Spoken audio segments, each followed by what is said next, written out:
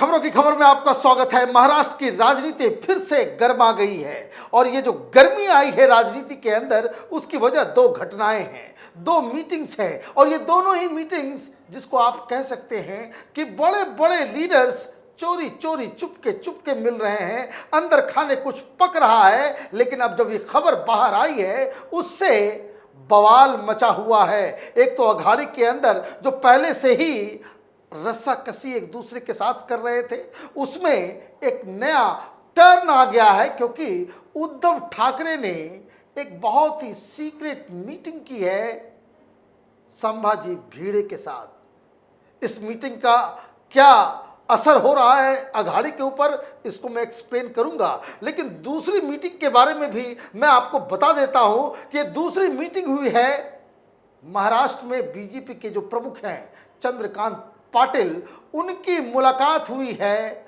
महाराष्ट्र नवनिर्माण सेना यानी राज ठाकरे के साथ। जो मीटिंग हुई है उससे कई सारे कयास लगाए जा रहे हैं, कई सारी बातें की जा रही हैं। लेकिन हमारे पास कुछ इम्पॉर्टेंट इन्फॉर्मेशंस हैं जिसे सुनकर आपको समझ में आ जाएगा कि ये जो महाराष्ट्र के अंदर जो राजनीति चल रही है, सब कोई अपने अपने साथ एक एक छुरी लेके चल रहा है। कौन किसका दोस्त है, कौन किसका दुश्मन है, ये पता नहीं चल पा रहा है। कौन किसे कहां पटखनी देने वाला है, ये भी समझ में नहीं आ रहा है। पहले बात करते हैं उद्धव ठाकरे की। उद्धव ठाकरे सांगली गए हुए थे। सांगली में उन्होंने संभाजी भिड़े से उन्होंने बातचीत की। अब ये संभाजी भिड़े कौन है? तो संभाजी भिड़े एक उनका ऑर्गेनाइजेशन है। ऑर्गेनाइजेशन का जो नाम है वो नाम है शिव प्रतिष्ठानम हिंदुस्तान। और ये संभाजी भिड़े जो है वो मराठाओं के लिए एक समझिए कि देवतुल्य किस्म के लीडर हैं।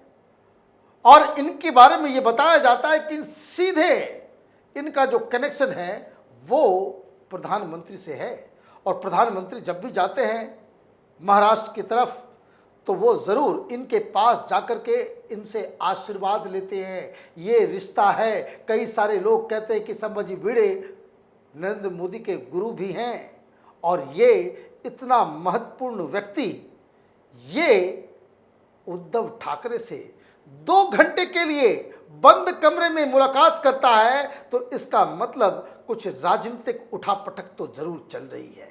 लेकिन मैं इसके बारे में और भी आगे जानकारी दूंगा कि क्यों इस मीटिंग से शरद पवार तिलमिला गए हैं, कांग्रेस पार्टी जो है वो नाराज है, उसको मैं एक्सप्लेन करूंगा। लेकिन मैं आपको एक बात और बता दूं कि जब ये जो चुनाव हुए थे असेंबली के, जब शिवसेना उद्धव ठाकरे भारतीय जनता पार्टी के साथ मिलकर इन लोगों ने चुनाव लड़ा था, शिवसेना के सारे उम्मीदवारों ने नरेंद्र मोदी की तस्वीर दिखा करके जो वोट हासिल किए और चुनाव जीते। और चुनाव नतीजे के बाद जब भारतीय जनता पार्टी को छोड़कर ये कांग्रेस पार्टी और एनसीपी के साथ हाथ मिला रहे थे, उस वक्त भी मराठाओं के लिए एक देवतुल्य लीडर संभाजी भिड़े वो उद्धव ठाकरे से मुलाकात करने की कोशिश की थी। वो मुंबई भी आए थे, लेकिन उद्धव ठाकरे ने उनसे मुलाकात करने से मना कर दिया था, क्योंकि वो जानते हैं कि मराठाओं के बीच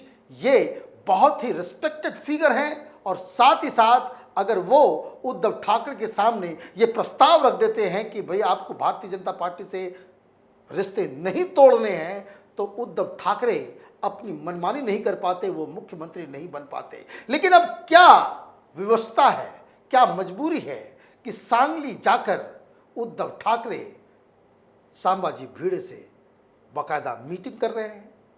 संभाजी भिड़े मराठाओं के तो लीडर हैं ही, बहुत ज़्यादा रिस्पेक्ट है। वो जिस तरफ अपना आशीर्वाद देंगे, मराठाओं का बहुत बड़ा चंक जो है वो उनकी तरफ चला जाएगा। तो मराठाओं का वोट शिवसेना के पास वापस कैसे आ जाए, उसकी बातचीत तो ज़रूर हुई होगी। क्या निगोशिएशन हुआ, क्या नहीं हुआ, इसके बारे में ना तो संभाजी भिड़े ने कुछ बताया और ना ही उद्धव ठाकरे ने बताया कि 1 घंटे की जो बंद कमरे में जो मीटिंग हुई, ये जो सीक्रेट मीटिंग थी, उसके अंदर क्या बातचीत हुई। प्रेस को भी बताने के लिए कोई स्टेटमेंट भी उन्होंने जारी नहीं किया, बस मिलके वो वापस चले आए। अब जैसे ये मुलाकात की खबर अघाड़ी के लीडर्स को मिलती है, बवाल खड़ा हो जाता है, क्योंकि ये संभाजी भिड़े उस केस के मुख्य आरोपी हैं जिसके तहत ये जो कांग्रेस पार्टी, ये लेफ्ट लिबरल कबाल और ये तमाम अर्बन नक्सल्स, ये सारे लोग जिसका विरोध कर रहे थे। आपको याद होगा कि भीमा कोरेगांव जब कांड हुआ, जिसमें जो हिंसा भड़की, उसमें संभाजी भिड़े का नाम ये विपक्ष के लोग, ये एनसीपी और कांग्रेस पार्टी, ये अर्बन नक्सल्स, ये सारे लोग संभाजी भिड़े को ही मुख्य विलन बताते हैं। और इस केस के अंदर कई सारे लोग जेल के अंदर चले गए। बड़े बड़े अर्बन नक्सलाइट्स, जिसको हिंदुस्तान के अंदर में सोशल एक्टिविस्ट बताया जाता है, वो तमाम आतंकवादी हैं जो नक्सली के साथ अपना जो है विचारधारा रखते हैं। तो इन लोगों को बचाने के लिए, संभाजी भिड़े को फंसाने के लिए शरद पवार लगातार इस बात के लिए दबाव दे रहे थे कि महाराष्ट्र की सरकार, मतलब ये कि उद्धव ठाकरे के एसआईटी का गठन करें, इसकी फिर से जांच की जाए, एसआईटी के तहत इसमें जांच करा के ये तमाम जो अर्बन नक्सल जिनको कोर्ट के जरिए हाउस अरेस्ट तो किसी को जेल में डाला गया है, उन सबको रिलीज किया जाए। ये इस तरह की चीज़ें बहुत ही ओपनली ये बात एनसीपी की तरफ से ये बात कही गई, लेकिन उद्धव ठाकरे हैं, क्योंकि ये संभाजी भिड़े का मसला है, इसलिए उद्धव ठाकरे ने अब तक उस एसआईटी का गठन नहीं किया है। और अब एक तो मजबूरी हो सकती है कि भाई इस केस के अंदर आप हाथ डालना नहीं चाहते, लेकिन दबाव लगातार कांग्रेस पार्टी की तरफ से, ये जो टुकड़े टुकड़े गैंग इस देश के अंदर में जो बहुत ही पावरफुल है, वो इस बात के लिए दबाव देता रहा है। कोर्ट से उनको राहत नहीं मिल रही है, बीच में किसी की मौत भी हो गई जिसके ऊपर बताया जा रहा है कि भाई तो जुडिशियल किलिंग हो गई, पता नहीं इन लोगों की अपनी कहानी है। तो कहने का मतलब ये है कि अर्बन नक्सल्स को, इन आतंकवादियों को बचाने के लिए कांग्रेस पार्टी और शरद पवार लगातार मेहनत करते रहे, गुजारिश करते रहे, दबाव डालते रहे, लेकिन उद्धव ठाकरे ने वो फैसला नहीं लिया। और अब जब मालूम चलता है कि जिन्हें ये विलन बता रहे हैं, उससे 1 घंटे चोरी चोरी चुपके चुपके उद्धव ठाकरे मीटिंग कर रहे हैं, तो ये नाराजगी जो है वो चरम पे पहुंच गई है। लेकिन अब सवाल है कि उद्धव ठाकरे दरअसल ये जानते हुए उन्होंने ये रिस्क क्यों लिया। उनको मालूम है कि संभाजी भिड़े से मिलने का मतलब है कि कांग्रेस नाराज हो जाएगी, शरद पवार नाराज हो जाएंगे, फिर भी उन्होंने मुलाकात क्यों की। मुलाकात की वजह बहुत ही साफ है। उद्धव ठाकरे को अब ये मालूम चल गया है कि जितने भी जो मराठा हार्डकोर वोटर्स हैं वो शिवसेना से दूर चले गए हैं। जो तथाकथित जो इनके साथ जो हिंदूवादी जो पार्टी का जो इमेज था, वो इमेज अब खत्म हो गया है। ये कोई हिंदूवादी पार्टी नहीं रही, ये पार्टी सेकुलर पार्टी के रूप में अपने आप को इन्होंने प्रस्तुत कर दिया। और तमाम तरह की जो सेकुलरिज्म पे फ्रॉड करने वाली जो पार्टियां हैं, उनके साथ इन्होंने हाथ मिला लिया। ये जो अघाड़ी गठबंधन है, उसमें समाजवादी पार्टी भी है, कांग्रेस भी है, एमआईएम के भी लोग हैं, इसमें एनसीपी है, तमाम ये जो सेकुलरिज्म का जो फ्रॉड करते हैं। आपको याद होगा जो 5 स्टार होटल में जब ये समर्थन को लेकर के ये सारी चीज़ें जो कवायद चली थी कि कौन कौन से वो चेहरे थे जो सेकुलरिज्म के नाम पे राजनीति करने के लिए बदनाम है पूरे देश के अंदर। तो अब बताया ये जा रहा है कि संभाजी भिड़े से मिलने के लिए वो इसलिए गए क्योंकि बीएमसी के चुनाव होने वाले हैं। कांग्रेस पार्टी ने कह दिया है कि हम तो मुंबई ही क्या, महाराष्ट्र में जितने भी लोकल इलेक्शंस होने वाले हैं उसमें कांग्रेस पार्टी अलग चुनाव लड़ेगी। एनसीपी के साथ रिश्ते खराब हो गए हैं। खबर यह आ रही है कि एनसीपी और कांग्रेस पार्टी जो ट्रेडिशनली दोनों साथ मिलकर चुनाव लड़ते रहे हैं, वो फिर से उस गठबंधन की तरफ जाएंगे। लेकिन शिवसेना क्या करेगी? शिवसेना के लिए अघाड़ी सरकार से ज्यादा इंपॉर्टेंट ये जो बीएमसी है, बृहद मुंबई निगम, उसके चुनाव को जीतना बहुत ही ज़्यादा इम्पॉर्टेंट है, क्योंकि 3 दशकों से शिवसेना इसके ऊपर राज करती आई है। पिछले बार 97 सीट्स जीती थी, 82 सीट्स बीजेपी के पास थी, बीजेपी आसपास ही चल रही है शिवसेना के। और ये मीटिंग इसलिए हो रही है क्योंकि अगर मराठा समर्थन का जो वोट है वो खिसक जाए, अगर हिंदुत्व के नाम पे मिलने वाले वोट वो खिसक जाए, जिस तरह का इमेज शिवसेना का हो गया है, तो ये 25 सीट भी नहीं जीत पाएंगे बीएमसी के अंदर।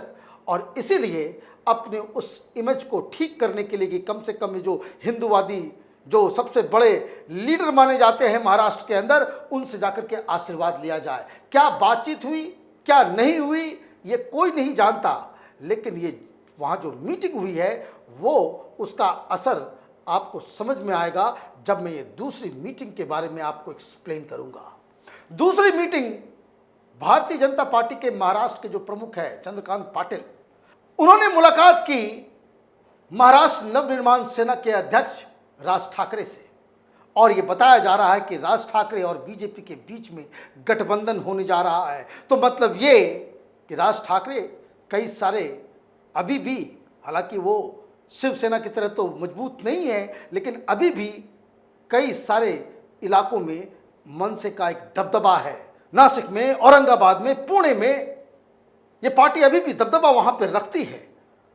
और जब इस तरह का माहौल जब बन रहा है कि जब लोग जो शिव सैनिक जो हैं वो अपनी ही सरकार से, उद्धव ठाकरे की नीतियों से, उद्धव ठाकरे के द्वारा जो इस तरह की राजनीति की जा रही है उससे वो नाराज चल रहे हैं, तो कई सारे लोग ये कैलकुलेट किया जा रहा है कि बहुत सारे लोग मनसे के साथ आ जाएंगे, जो हार्डकोर मराठी और हार्डकोर जो हिंदुत्व का जो वोट है वो वापस राज ठाकरे के पास आ सकता है। और अगर गठबंधन हो जाता है तो शिवसेना के लिए, उद्धव ठाकरे के लिए ये एक बहुत बड़ी मुसीबत बन जाएगी। और अगर शिवसेना बीएमसी को लूज करती है तो शिवसेना के लिए एक उल्टी गिनती शुरू हो जाएगी। मतलब ये कि शिवसेना उस बार्गेनिंग जो पावर होता है किसी भी पॉलिटिकल पार्टीज का, वो भी हाथ से चला जाएगा। जब असेंबली के जब चुनाव होंगे, जब आपके पास बीएमसी नहीं होगा, किसी बड़े नगर निगम में शिवसेना के पास बहुमत नहीं होगा, तो फिर शिवसेना क्या करेगी? फिर अघाड़ी में के साथ भी अगर गठबंधन होता है तो वहां पे भी मुख्यमंत्री की पार्टी को सबसे कम सीट ऑफर किया जाएगा। फिर ये वापस भारतीय जनता पार्टी के साथ भी हाथ नहीं मिलाने लायक बचेंगे, क्योंकि इनके पास सीट ही नहीं। जो इनका सबसे ताकतवर जो जगह था, जो सबसे जिसको कह सकते हैं कि जिसके आधार पे शिवसेना राजनीति कर रही थी, अगर वही हाथ से फिसल गया, अगर बीएमसी का चुनाव शिवसेना हार जाती है तो शिवसेना न घर की रहेगी न घाट की रहेगी, और वो अघाड़ी के अंदर भी एक जूनियर पार्टनर बन जाएगी। और बीजेपी के सामने वो तो फिर कोई बार्गेन करने के लायक भी नहीं बचेगी। और इसलिए चिंता में कौन कौन लोग हैं? चिंता में शरद पवार हैं, क्योंकि उनको लग रहा है कि जिन आदर्शों के ऊपर अब तक वो राजनीति करते आए, उन आदर्शों को उद्धव ठाकरे तोड़ रहे हैं।